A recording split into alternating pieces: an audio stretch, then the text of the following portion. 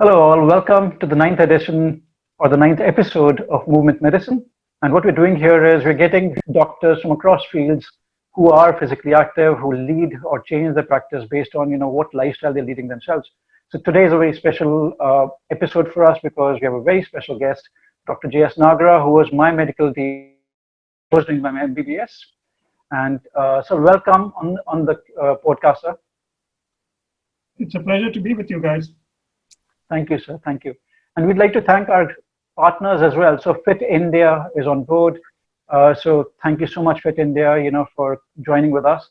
And we also have Back to Fitness, the clinic I run, Lal to the High, the race that I put together, and Moving Mountains within the movie that we're making on the 10th edition of Lal to the High. So I'll just get to it, sir. So tell us a little bit, sir, about your experience with physical activity and how did you get started, sir? That's an interesting question. It's only when I retired, that's at the age of 70, that I really focused on physical activity. Right, sir. Prior to that, it was more focus on work. And if you got time, all that you did was walk and walk and walk, whether it was in the corridors or across campuses, or take an evening walk or a morning walk. And if it were a morning walk, it was to prepare yourself for the day, what lies ahead. And if it's for an evening walk, probably reflect on what happened during the day. Once I retired at the age of 70, I suddenly realized that I have ample time on my hands and I do need to look after myself, being a specialist in preventive medicine. And then I started devoting almost 2 to 2.5 hours in terms of walking and exercise. And it's been good dividends. Oh, fantastic. Right, so what was your history with physical activity then, sir? Were you always quite active as a child? No, I went to a boarding school, so I did whatever was expected of people in the school. Play all the games, but whatever be the season, if it's soccer, if it's hockey, football, cricket, including boxing, or whatever was the seasonal calendar, everyone had to go through it. So that was that, till you went to medical college. And there you just didn't consider physical activity to be much of a consideration. And then I moved into the forces, the Army, the Navy. And again, that's a very regimented life. But as a doctor, you can get away with a lot of things. So you don't have to necessarily be on the PT parade or be at a games event. So in short, I was not a very active person physically till the time I retired. But then in my working regimes, as I said, I couldn't sit at one place and run a show. I had to be on the spot and walk around everywhere to see what's happening, or to meet people, know their problems. And in the case of students, keep an eye on all of them, including Rajat. So before you come to me, what about your academic career? So how did you get to the point that you did? The things that you do. So I did my MBBS from the Armed Forces Medical College, Pune. I'm the first batch. Then I did my diploma in public health from the same Pune University, from Armed Forces Medical College. Followed it up with an MD in preventive and social medicine from AFMC and Pune University. So you had some quite extensive experience with the Indian Army and Navy as well. Could you just share a little bit about your experience, your medical practice with those two institutions? Well, in the Army, it was part of my career was before entering into specialty. And that meant field operations, whether it was counterinsurgency or if it were even the 1971 conflict with Pakistan, being on the front.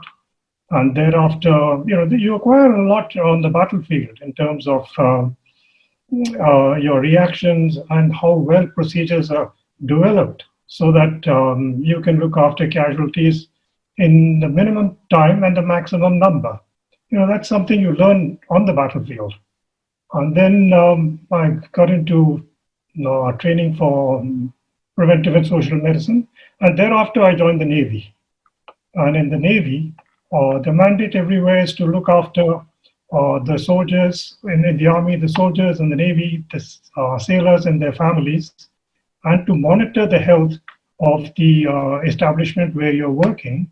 And then if you're working at a command level, then everyone in the command. And then when I was posted to Naval Headquarters, thereafter you take a look at the health of the entire Navy, which really means the morbidity profile. Whether you sort of look at it on a monthly basis, look at the trends, look at what actions have to be taken, issue directives accordingly. And what directives you're issuing are not necessarily something original that you're coming up with. The SOPs are already there in the forces for so long.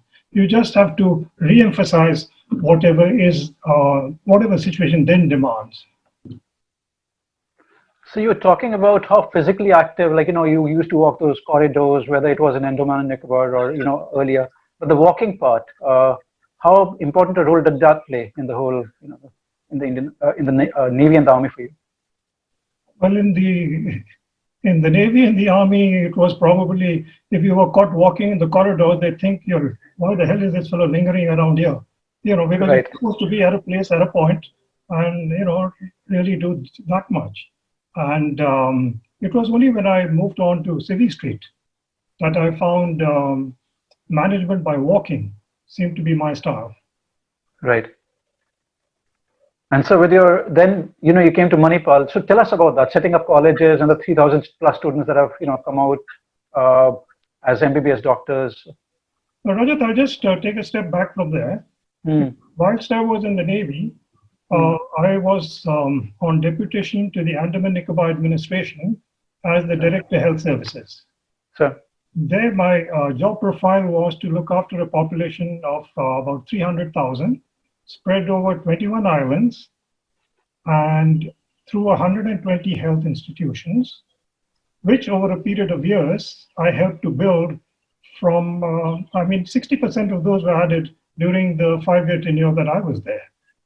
And that meant considerable amount of persuasion and, if I may put it, arm twisting with the Planning Commission and Ministry to get the norms changed. For instance, the norm of a sub-center or a primary health center in the mainland is different. In the difficult areas, that mountainous areas, is different. And in the islands, is very peculiar, because you could have an island with a population of just about 200 and less, and yet you need facility over there. So we had to get the government of India to change the norms to suit the Andamans, and that's what we succeeded in doing. And there, of course, in the Andamans was moving around from one island to the other, one establishment to the other. And when you were in headquarters, it was between the DHS's office and the main referral hospital, that is GB Pant, which is 500 beds. So you have to walk around the hospital at least 2 or 3 times a day to make your presence felt. And for people to like or dislike you for the fact that you're eyeing them. Totally, sir. I mean, I'm thank you for this, because I was expecting, I was wanting you to say this actually. And, you were doing the same to us in Manipal College or, other colleges probably after that.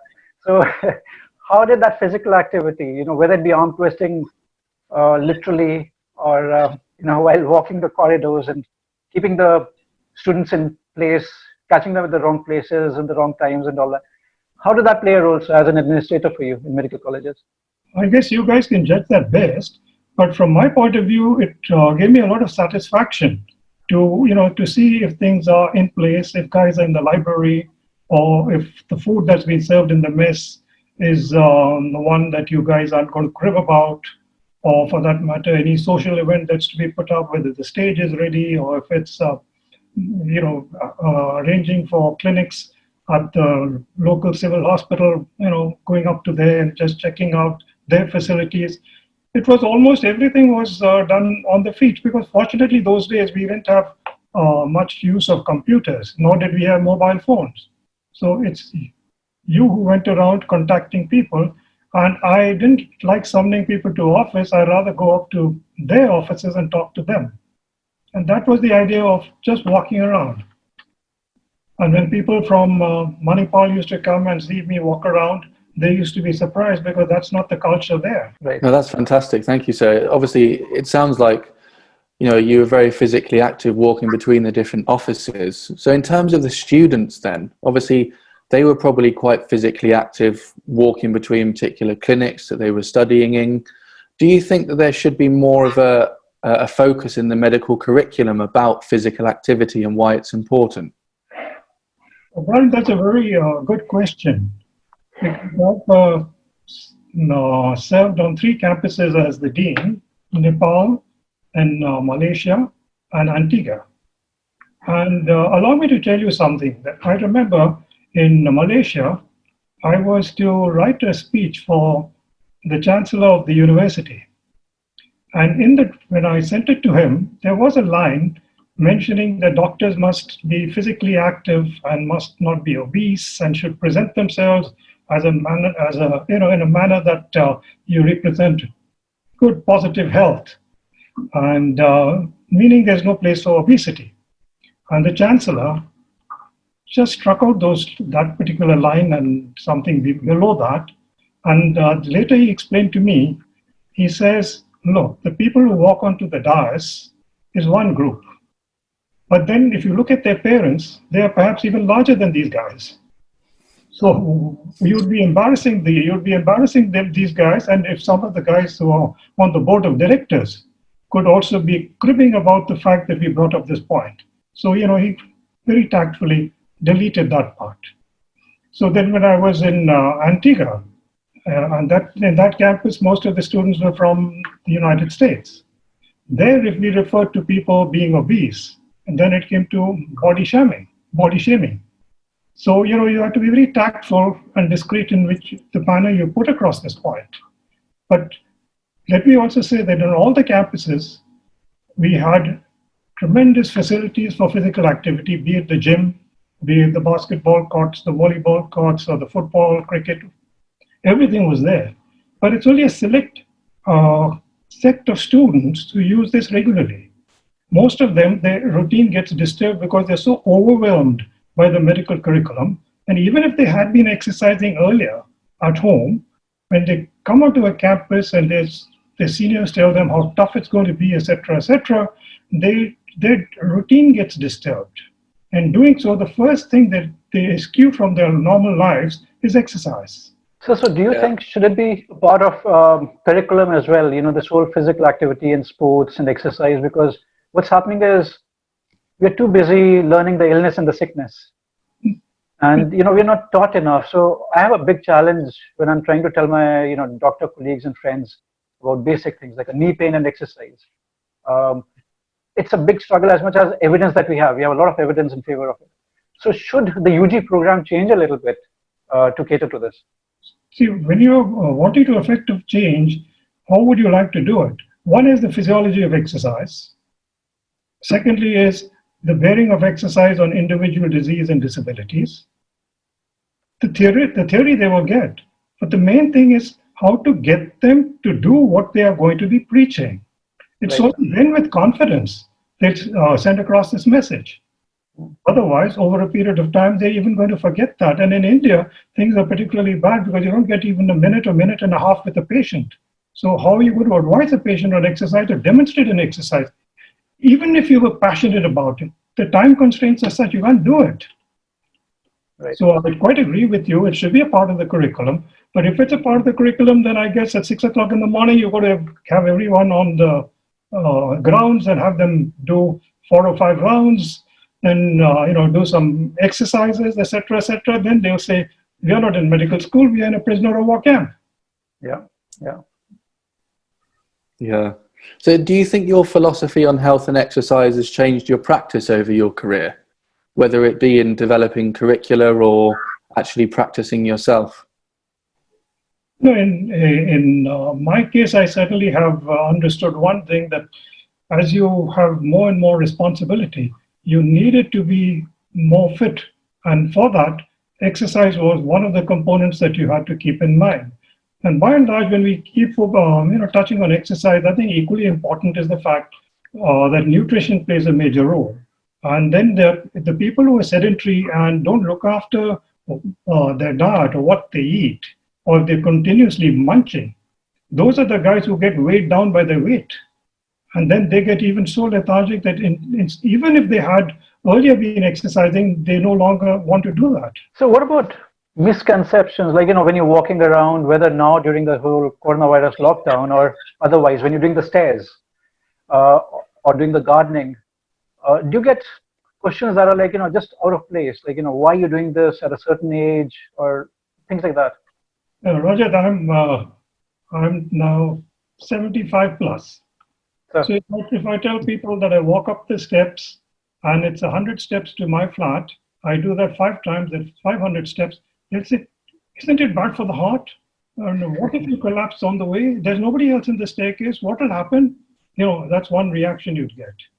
And of course, when we are walking, we have ample company here. I mean, a lot of people in this particular complex do love to walk. Of course, there are only a few crackpots like you who run instead of walk. Right. So what are your plans going forward? Are you sort of planning to stay physically active? Are you setting yourself any challenges or goals in terms of physical activity? When I see some of the videos you guys are producing about the marathons, the ultra high and all, sometimes I get tempted to come there as a spectator. Not necessarily subject myself to all the stress and strain and the ulcers and the heartburn of not being able to complete, etc., etc. But at home, what we do is that, fortunately, in all the physical activity that we have, the routine that we've evolved, my wife and me, we do it together. So we walk together, and then even in the exercises that we do, in the morning, it's a combination of yoga, weights, stretches, couple of exercises that Rajat has taught us, introduced us to, and we spend about an hour and 15 minutes on those exercises. And that also includes weights, not too heavy, just 6 pounds each, but about 6 different exercises with the weights. And we do find that, in fact, I find that my muscle tone now is much better than throughout my life. Brilliant. That's fantastic. Brilliant. So a couple of things really. So one is, when did you retire, sir? When was it that you retired? Oh, January of 2015. Wasn't it last year, sir? No, then after that I was doing consultancy for another 3 years. Right. So overall I worked, I think, for 53 years. Right, Wow. 53 years. Right, sir. So the other one is, some who will be watching this, they'll be very keen to know if they want to go take this direction of, exercise therapy or, the whole sports medicine. Could you just tell them a little bit about someone like me? How did I get into this? Because no one would better know it, the whole journey. So if you could just maybe a little bit about it, sir. Yeah, I remember you as a student, and I wouldn't say that you were doing particularly well in academics at that point of time. And I don't want to spell all the distractions that you had. But when you did complete MBBS, and then I learned that you had gone to the UK, and I was happy and thrilled, that you were heading for something big.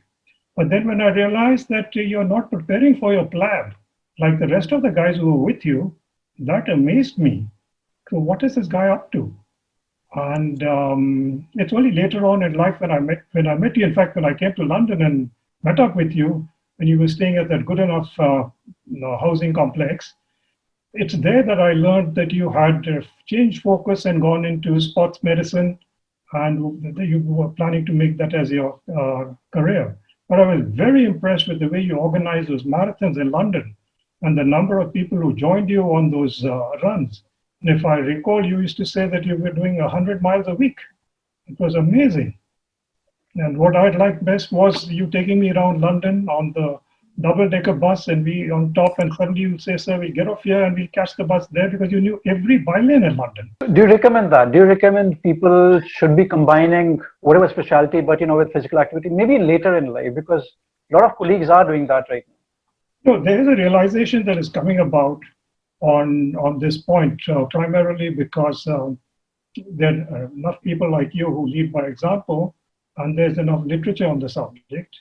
And at least in the Indian context, I see something else that is, with the joint family system giving way to a nuclear family. And in the nuclear family, knowing that the children are going to be on their own, like in my case, both my boys are in the US. We've surrendered our green cards, so we're going to be staying here in Delhi, in India, in Gurgaon. And we can't burden them with our health problems. So it becomes a very important duty on our part to keep ourselves fit. And because if we don't, it's an investment we make, a heavy investment that we are making now, because we just don't want them to be even slightly concerned about health issues that we may have. And touch wood, so far we've done well. And I'd like to just mention, Rajat, I'd been inspired when I was in Antigua. Our provost was Dr. Schwartz, the guy who wrote that textbook on surgery. Right. And when I joined the American University of Antigua, he was then 86. And I think till the age of 92, he was still active. He was, and when I say active, not only professionally, he used to spare at least 1 hour for the gym every day. And I think that's what, and of course, very alert in terms of the mind, writes books and, very, very active. And he was an inspiration. And I said, if Dr. Schwartz can go up to 92 or 94, why can't I? You do come across people like that, and that serves as an example. So, sir, do you think the general community in India are becoming more aware of physical activity? I guess the different social strata are reacting to it differently. People who've now got the money, they tend to head for the gyms. And they don't understand that a gym is not necessarily the place where you will, get the results that one ought to from physical activity.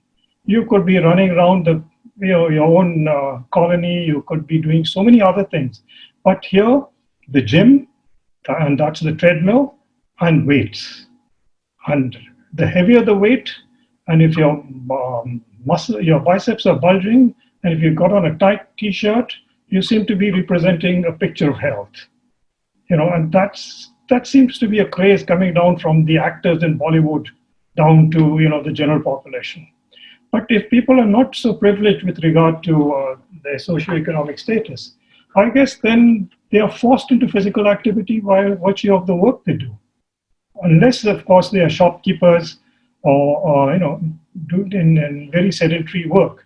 Then again, those guys certainly don't have the time for exercise. They're just going through the routine to get enough money to put food on the table. I guess that becomes a priority. Sure. Great, sir. Thank you so much, sir. So anything summing it up, what would be the message to the society be, about this whole physical activity, especially right now, sir, in this lockdown?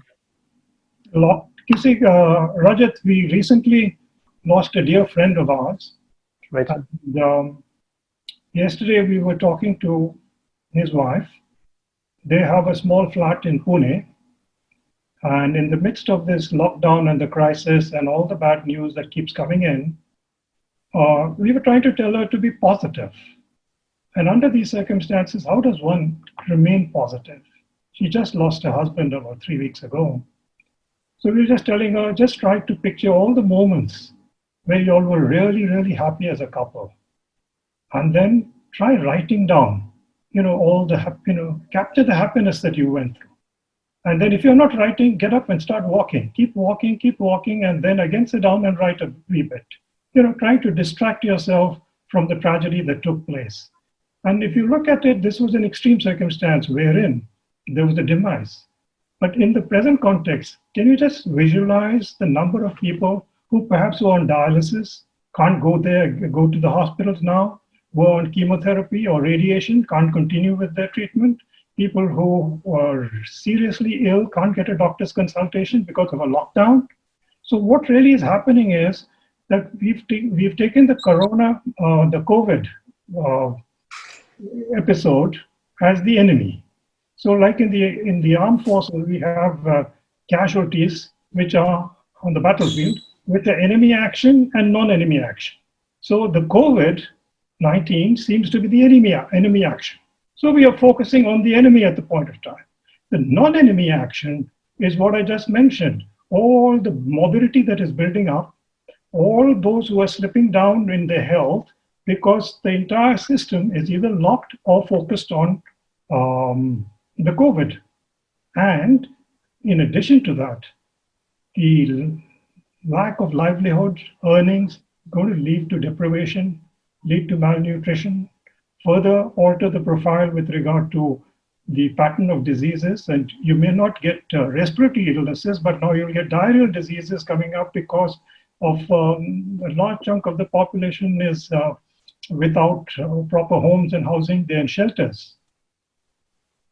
And it's a very complex situation. And there's another myth that I'd like to touch upon, and that is the minute we get a vaccine, everything's going to be over. Yeah. Now, it's going to take quite some time to get the vaccine. But okay, let's take it that we have a vaccine and the vaccine is really good. How much time it will take us to manufacture the number of doses required to cover the population that we intend? All right, now we have the doses. What about the time and the effort and the manpower that it's going to take to carry out the vaccination of almost the entire world? So it's not going to be that easy a task, just people looking forward for that magic bullet, the vaccine has arrived, so the problem is over. No, it's not going to be that easy. And Roger, there's another myth, all you guys who study preventive medicine, because this medical curriculum in India is so rich in preventive medicine. It's a myth that doctors who having this subject as a part of their curriculum actually practice it. It was in 1946 that the Bohr Committee recommended that in India, a country like India, we should have preventive and promotive services running hand in hand with the curative. But what's happened?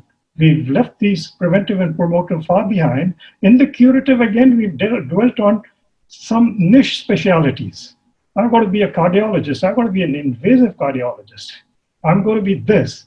And even general practice is being looked down upon, and with the result that the population is so influenced by that, they just want to go to the top man, even if the morbidity profile requires a nurse practitioner to deal with it. It's the psych that we've altered. Okay, so yeah. You guys are doing a good job in, trying to keep people grounded, but it's going to take you a long, long time if you think you've got getting more people, especially the medical fraternity, to be running. They'll start walking first. Take small steps. Get them. I think that's great advice. That's the idea, sir. One step at a time, and we're okay making small changes, with guidance like yours coming along, sir. Thank you so much, sir, for coming along. And, guys who are watching this, we'll be back with the next episode very soon. Thank you, sir, for being here. Darren, thank you. And catch you guys later, sir. Darren, thank you very much, sir. Darren, nice meeting up with you, albeit from such a distance. Yeah, it's been an absolute pleasure, sir. Thank you for joining us. Bye. Bye-bye.